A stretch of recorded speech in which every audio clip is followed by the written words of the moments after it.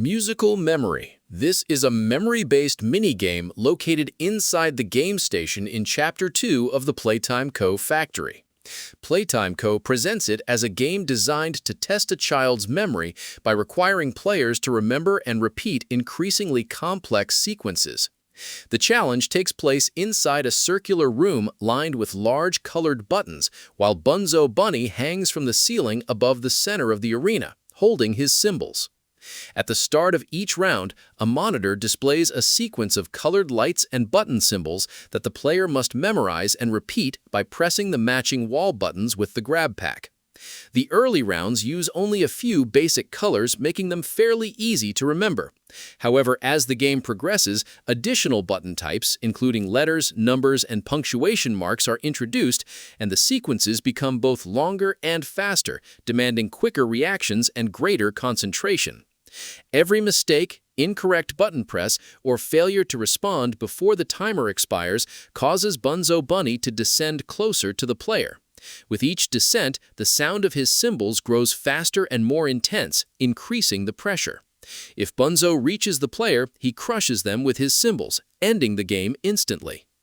After the player successfully completes all 5 rounds, the control system malfunctions, allowing Bunzo to leave the room while revealing the first section of the train code needed to continue through the factory.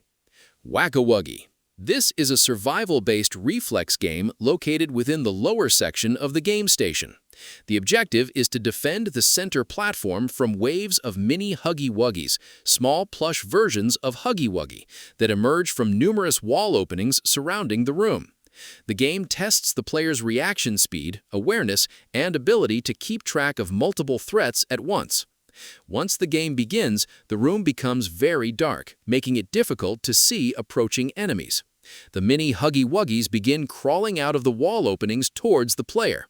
Using the grab pack, the player must strike each toy before it reaches the center platform, forcing it back into its opening. The early moments feature only a few enemies, but the pace steadily increases until several mini Huggies are approaching from different directions at the same time. The limited visibility makes it essential to constantly scan the room and react quickly. If even one mini Huggy reaches the player, it attacks immediately, resulting in failure. Surviving until the timer expires restores power to the room and rewards the player with another piece of the train code. Statues. This is Playtime Co.'s version of the classic game Red Light, Green Light and serves as the final trial inside the game station. The course is built around a large indoor playground filled with platforms, climbing structures, suspended rings, and narrow pathways that the player must cross while being pursued by PJ Pugapillar. When the music is playing, the player is free to move through the obstacle course towards the exit. When the music stops and the lights go out, however, the player must immediately stop moving. During these periods, PJ Pugapillar continues crawling through the playground searching for movement. Any attempt to walk or jump while the music is stopped causes PJ to detect the player, leading to an instant death. Looking around with the camera does not count as movement, allowing the player to observe their surroundings while remaining still. Near the end of the course, Mommy Longlegs deliberately interferes by blocking the intended exit with rubble, forcing the player to improvise.